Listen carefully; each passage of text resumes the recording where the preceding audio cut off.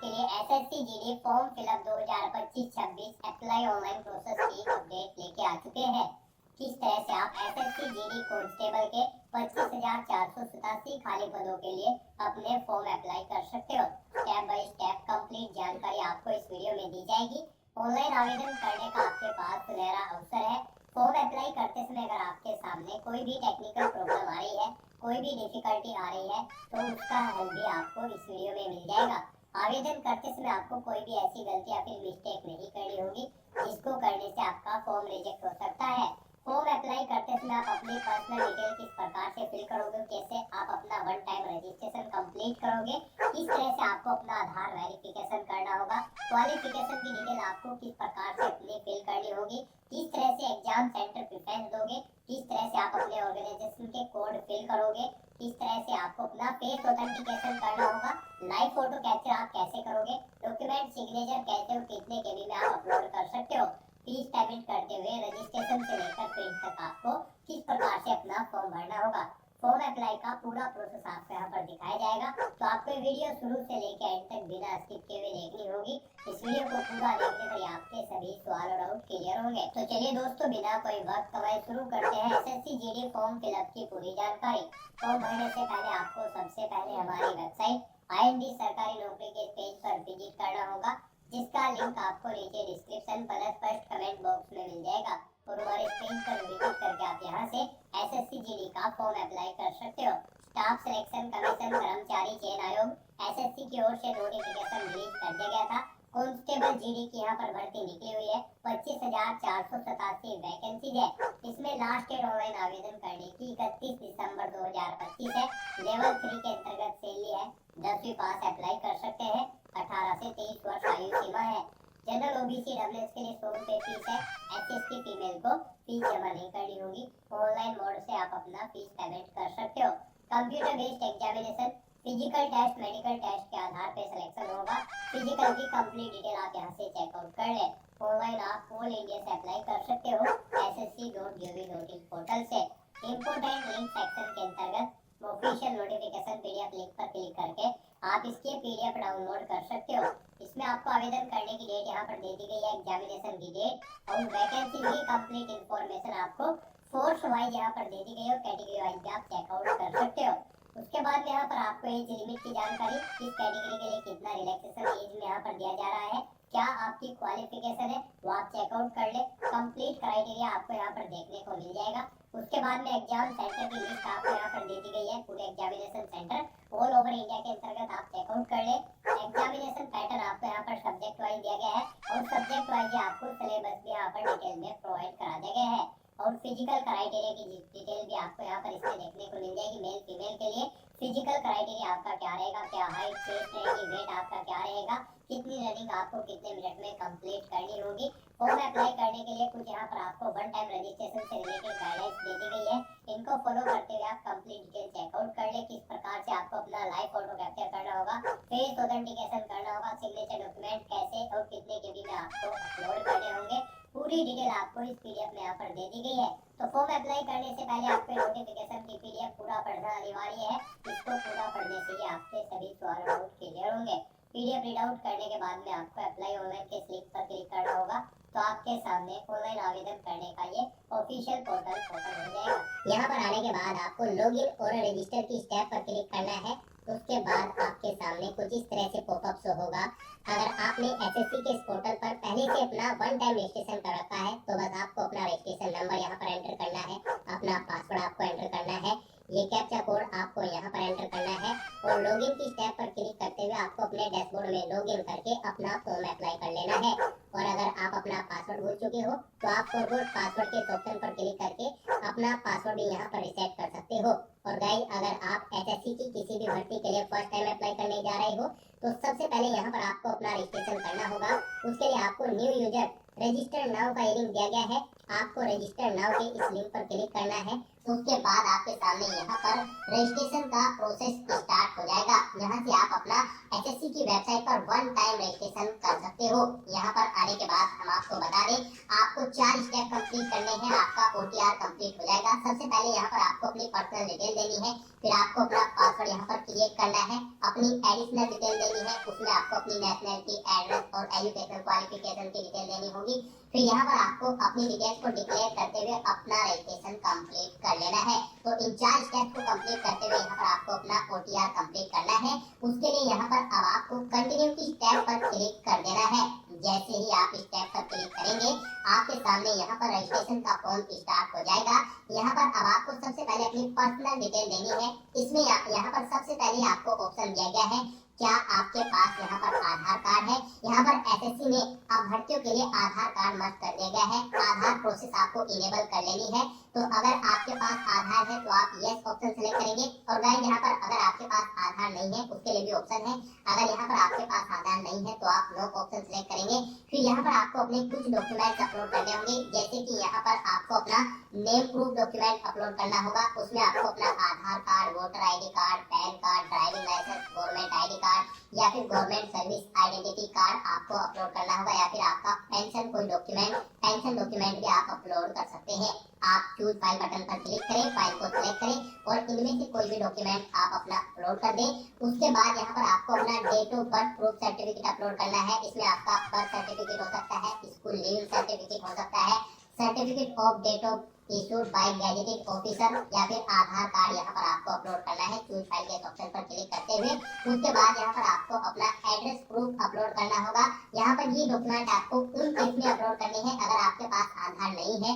Address proof में आपको अपना आधार कार्ड या फिर वोटर ID कार्ड या फिर ड्राइविंग लाइसेंस या फिर बैंक की स्टेटमेंट यहाँ पर आपको अपलोड कर देनी है, या फिर रेंट का एग्रीमेंट या फिर इनकम टैक्स असेसमेंट ऑर्डर यहाँ पर आप अपलोड कर सकते हैं। चूज फाइल के बटन पर क्लिक करते हुए उसके बाद यहाँ पर आपको अपना फोटो अपलोड करना है। चूज फाइल के बटन पर क्लिक करते हुए फिर यहाँ पर आपको अपना जेंडर प्रूफ अपलोड करना है। जेंडर प्रूफ में आपका आधार कार्ड हो सकता है, वोटर ID कार्ड हो सकता है, बर्थ सर्टिफिकेट हो सकती है, या फिर आपका स्कूल लिविंग सर्टिफिकेट हो सकता है।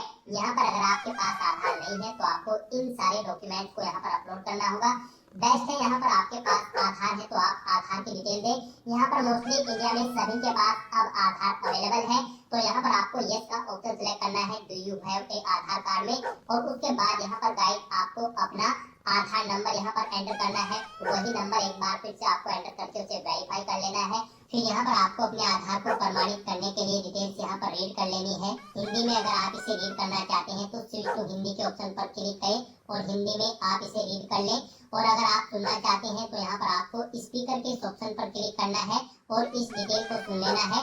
और उसके बाद गाइस यहाँ पर आपको इस चेकबॉक्स को ओके करना है और फिर यहाँ पर आपको सेंड OTP के इस ऑप्शन पर क्लिक कर देना है। फिर आपके रजिस्टर्ड मोबाइल नंबर पर जिससे आपका आधार लिंक है उस पर एक OTP आएगा, वो OTP आपको यहाँ पर एंटर करना है। और फिर गाइस आपको वेरीफाई OTP के ऑप्शन पर क्लिक करके अपना आधार वेरीफाई कर लेना है। फिर आपके सामने यहाँ पर शो हो जाएगा आपका आधार सक्सेसफुली वेरीफाइड हो चुका है। ग्रीन कलर में आपको वेरीफाइड का ऑप्शन यहाँ पर मिल जाएगा। उसके बाद गाइस यहाँ पर आपको अपना नाम एंटर करना है अपनी 10वीं की मार्कशीट के अकॉर्डिंग। फिर आपको वही नाम एक बार फिर से एंटर करके वेरीफाई कर लेना है। फिर आपसे पूछा गया कि क्या आपने कभी अपना नाम चेंज किया है। अगर किया है तो आप यहाँ पर यस ऑप्शन सेलेक्ट करें और फिर वो चेंज नेम यहाँ पर आप एंटर करें। फिर उसे एक बार फिर से एंटर करके वेरीफाई कर लें। और अगर आपने अपना नाम कभी चेंज नहीं किया है तो यहाँ पर आपको नो ऑप्शन ही सिलेक्ट रहने देना है। उसके बाद यहाँ पर आपको अपना जेंडर सिलेक्ट करना है, आप मेल हो, फीमेल हो या फिर ट्रांसजेंडर, आप अपने अकॉर्डिंग ऑप्शन सिलेक्ट करें। दोबारा से अपना जेंडर सिलेक्ट करके उसे वेरीफाई कर लें। फिर यहाँ पर आपको अपनी डेट ऑफ बर्थ सिलेक्ट कर लेनी है इस कैलेंडर में से। यहाँ पर आपको अपनी ये डेट ऑफ बर्थ अपनी 10वीं की मार्कशीट के अकॉर्डिंग सिलेक्ट करनी है। वही डेट ऑफ बर्थ आपको एक बार फिर से सिलेक्ट कर लेनी है कैलेंडर में से वेरिफिकेशन के लिए।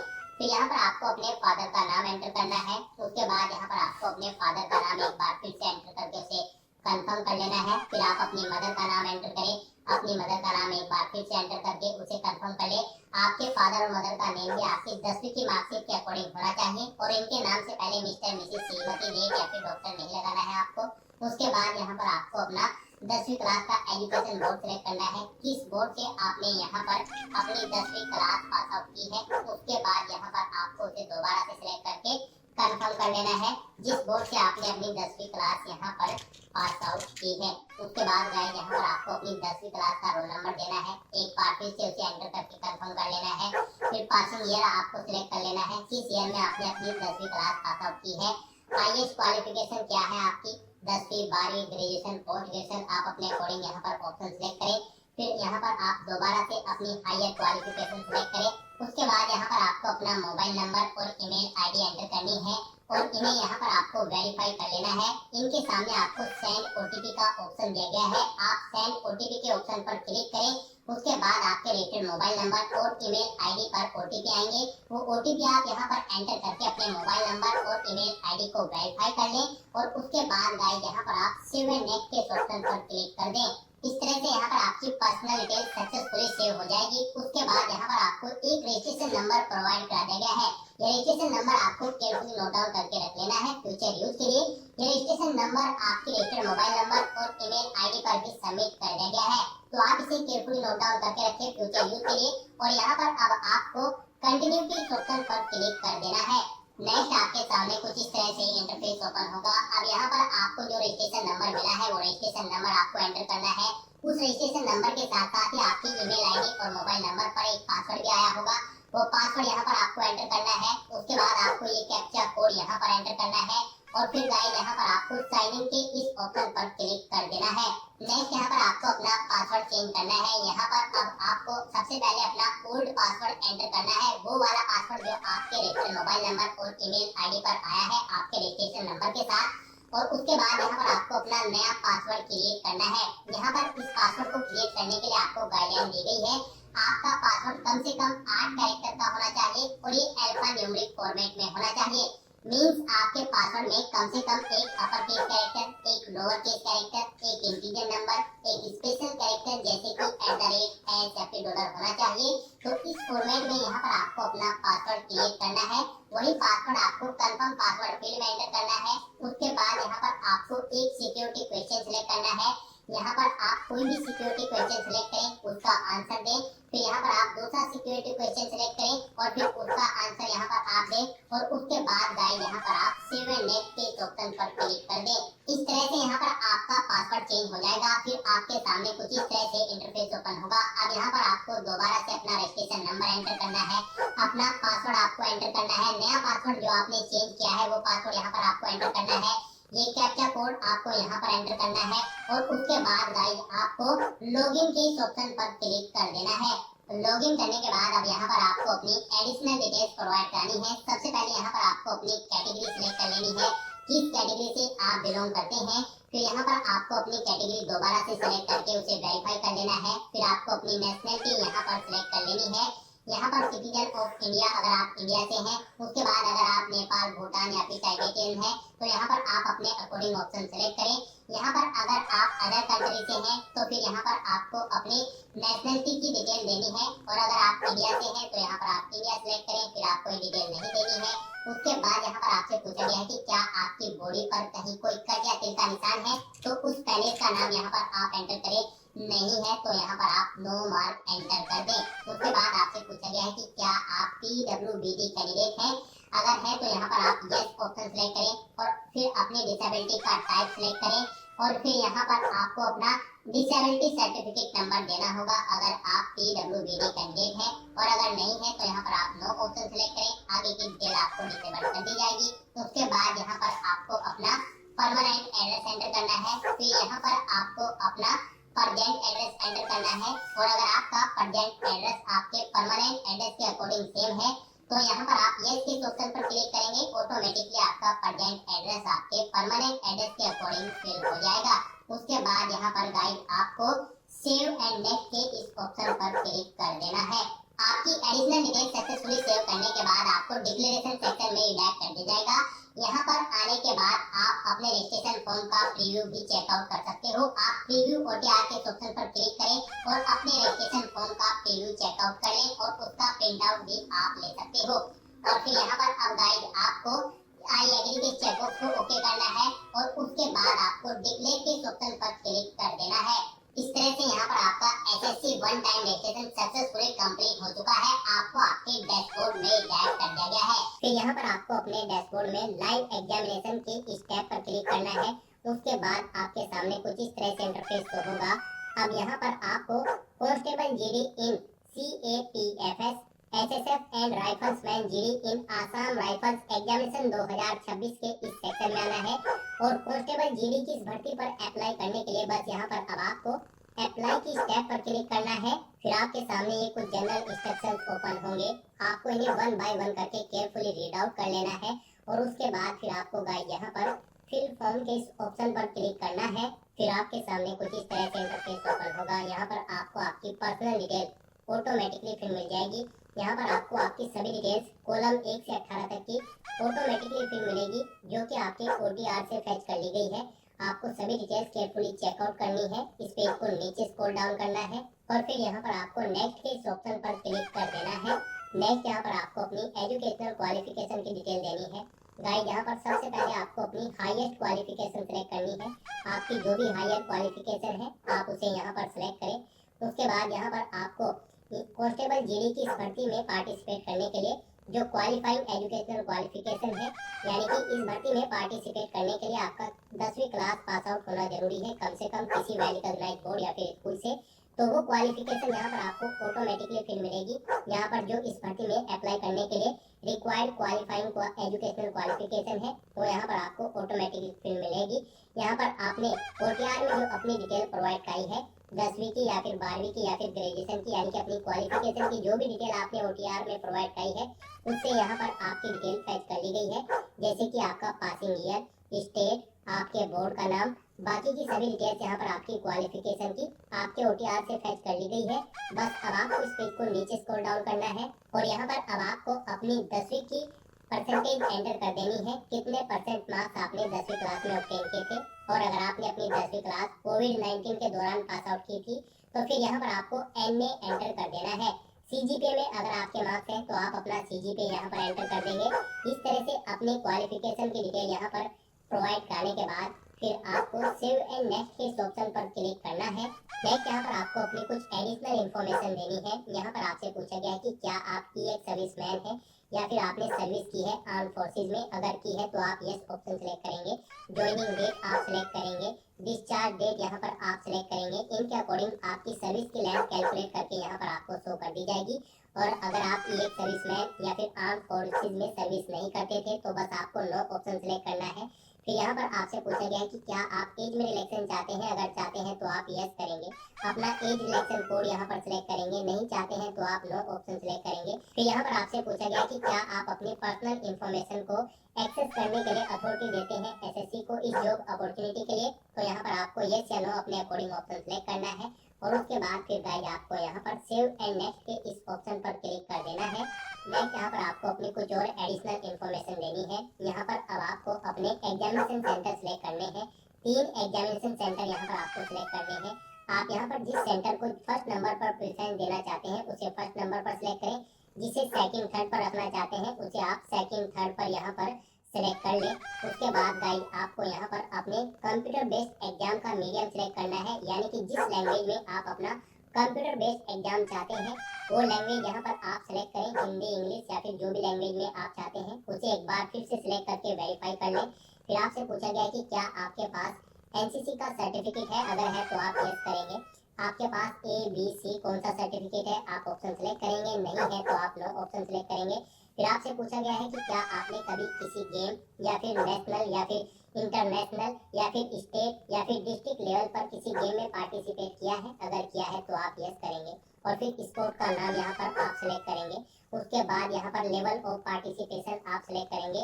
आपने डिस्ट्रिक्ट लेवल, स्टेट लेवल या फिर नेशनल लेवल किस लेवल पर गेम में पार्टिसिपेट किया है। ईयर आप सेलेक्ट करेंगे, किस ईयर में यहाँ पर आपने पार्टिसिपेट किया है। आपको यहाँ पर गोल्ड मेडल मिला है, सिल्वर या फिर ब्रॉन्ज, आप अपने अकॉर्डिंग ऑप्शन सेलेक्ट करेंगे। और अगर आपने किसी गेम में पार्टिसिपेट नहीं किया है तो आप सिंपली यहाँ पर नो ऑप्शन सेलेक्ट करेंगे। उसके बाद आपको आगे की डिटेल नहीं देनी होगी। फिर यहाँ पर आपको अपना स्टेट सेलेक्ट करना होगा, जिस स्टेट का आपके पास यहाँ पर डोमिसाइल है। फिर यहाँ पर आपको अपना स्टेट एक बार फिर से सिलेक्ट करके उसे वेरीफाई कर लेना है। फिर आपको अपना डिस्ट्रिक्ट यहाँ पर सिलेक्ट करना है। उसके बाद यहाँ पर आपको अपना डिस्ट्रिक्ट एक बार फिर से सिलेक्ट करके वेरीफाई कर लेना है। फिर यहाँ पर आपसे पूछा गया कि क्या आप अपने ओरिजिनल स्टेट से किसी दूसरे स्टेट में माइग्रेट हुए हैं। अगर हुए हैं तो आप यस करेंगे और फिर यहाँ पर आप ऑप्शन सेलेक्ट करेंगे उसके अकॉर्डिंग। नहीं हुए हैं तो आप नो ऑप्शन सेलेक्ट करेंगे। फिर यहाँ पर आपसे पूछा गया कि क्या आप मिलिटेंसी या फिर नक्सल अफेक्टेड डिस्ट्रिक्ट से हैं। अगर है तो आप यस करेंगे, नहीं तो नो ऑप्शन यहाँ पर आपको ऑटोमेटिकली फिर मिलेगा अगर आप इन एरिया के अंतर्गत नहीं आते हैं। फिर यहाँ पर आपसे पूछा गया कि क्या आपका जो डिस्ट्रिक्ट है वो बॉर्डर के आसपास है, अगर है तो आप यस करेंगे, नहीं तो नो ऑप्शन सिलेक्ट करेंगे। फिर यहाँ पर आपको अपनी CAPF के लिए पोस्ट प्रेफरेंस देनी है। गाइस यहाँ पर आप पारा नंबर 14.9 में जाकर चेकआउट कर सकते हो किसके लिए क्या पोस्ट प्रेफरेंस है, आपको यहाँ पर बता दिया गया है। अगर आप यहाँ पर BSF को फर्स्ट नंबर पर रखना चाहते हैं तो यहाँ पर आप फर्स्ट कॉलम में एक ऑप्शन एंटर करेंगे, और यहाँ पर अगर आप सेकंड नंबर पर CRPF को रखना चाहते हैं तो यहाँ पर आप सेकंड कॉलम में C एंटर करेंगे। यानी कि यहाँ पर नोटिफिकेशन में जिसके सामने जो भी कोड दिया गया है ABC, आप उसे जिस स्थान पर प्रेफरेंस देना चाहते हैं उस स्थान पर यहाँ पर आप एंटर करेंगे ABC। जिस भी स्थान पर आप जिस ऑर्गेनाइजेशन को प्रेफरेंस देना चाहते हैं, जिस ऑर्गेनाइजेशन में पोस्ट प्रेफरेंस देना चाहते हैं, उसके अकॉर्डिंग यहाँ पर आपको ABCDEFH ये कोड एंटर कर देने हैं। फिर यही सेम कोड आपको यहाँ पर एंटर करने हैं। ये नोटिस के कोड आप यहाँ पर पोस्ट डिटेल के ऑप्शन पर क्लिक करके भी चेकआउट कर सकते हो कौन सी ऑर्गेनाइजेशन के लिए यहाँ पर आपको क्या पोस्ट कोड दिया गया है, और इसके अकॉर्डिंग यहाँ पर आप जिस ऑर्गेनाइजेशन को जिस नंबर पर प्रेफरेंस देना चाहते हैं उस कॉलम पर आप यहाँ पर पोस्ट कोड ABCDEFH एंटर कर देंगे। वही कोड इस तरह से आपको यहाँ पर एंटर करके वेरीफाई कर लेना है। इस तरह से अपनी ये सभी डिटेल्स प्रोवाइड करने के बाद फिर गाइस आपको यहाँ पर सेव एंड नेक्स्ट के ऑप्शन पर क्लिक करना है। नेक्स्ट यहाँ पर आपको अपना फेस ऑथेंटिकेशन करना है, अपना लाइव फोटो आपको कैप्चर करना है और अपने सिग्नेचर यहाँ पर आपको अपलोड कर देने हैं। इस सेक्शन को कंप्लीट करने के लिए आपको अपना मोबाइल फोन यूज करना होगा। आप अपने गूगल प्ले स्टोर पर जाएं मोबाइल फोन पर, और फिर वहाँ पर आप माई SSC का ऐप डाउनलोड कर लें और उसे फिर आप इंस्टॉल कर लें। उसे इंस्टॉल करने के बाद गाइस आपको यहाँ पर अपनी एक और ऐप इंस्टॉल करनी होगी अपने मोबाइल फोन पर ही। जी हाँ दोस्तों, आपको अपने मोबाइल फोन के गूगल प्ले स्टोर में आधार फेस RD का ये ऐप भी इंस्टॉल कर लेना है। डाउनलोड करने के बाद अपने मोबाइल फोन में माई SSC ऐप इंस्टॉल करने के बाद फिर आपको उसे ओपन करना है। उसके बाद आपके सामने यहाँ पर कुछ इस तरह से इंटरफेस ओपन होगा। यहाँ पर आने के बाद गाइस आपको लॉगिन/रजिस्टर की इस टैब पर क्लिक कर देना है। उसके बाद आपके सामने यहाँ पर लॉगिन का पॉपअप ओपन हो जाएगा। अब यहाँ पर आने के बाद आपको अपना यूजर नेम एंटर करना है और उसके बाद आपको अपना पासवर्ड एंटर करना है। आपको ये यूजर नेम और पासवर्ड वही एंटर करना है जो आपने SSC की वेबसाइट पर वन टाइम रजिस्ट्रेशन करते हुए क्रिएट किया था। उसके बाद आपको ये कैप्चा कोड यहाँ पर एंटर करना है और फिर गाइस आपको लॉगिन की इस टैब पर क्लिक करते हुए अपने डैशबोर्ड में लॉगिन कर लेना है।